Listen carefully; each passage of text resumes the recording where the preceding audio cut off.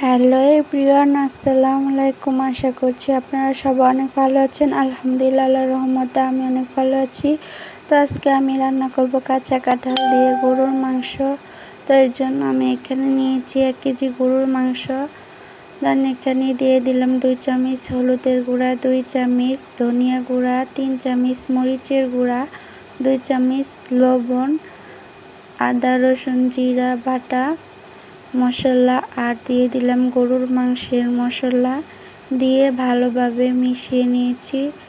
আর মাংসের পানিটা আমি আগে থেকে ভালো করে ঝরিয়ে রেখে দিয়েছিলাম।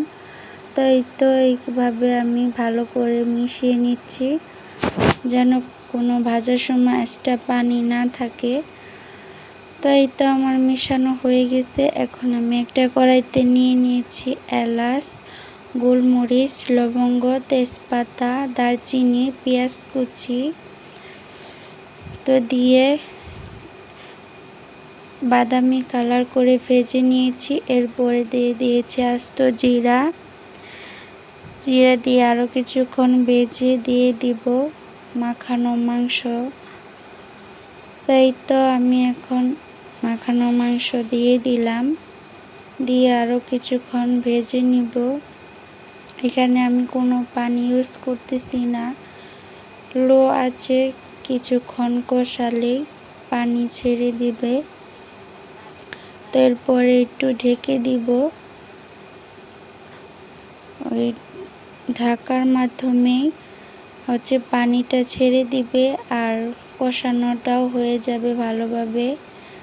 মাংস যত কষানো হয় তত স্বাদ বেড়ে যায় কষানোর মাধ্যমে।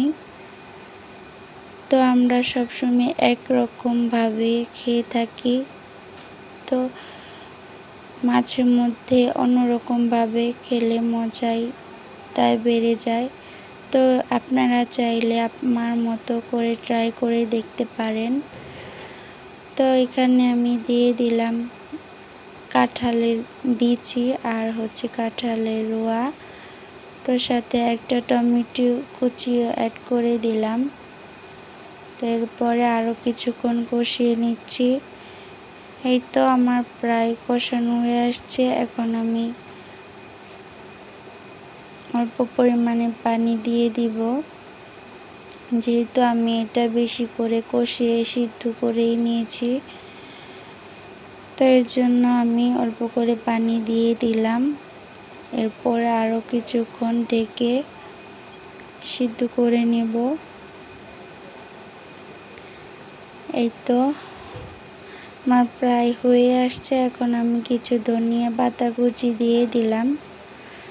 তো আজকে এই পর্যন্তই, দেখা হবে নেক্সট ভিডিওতে।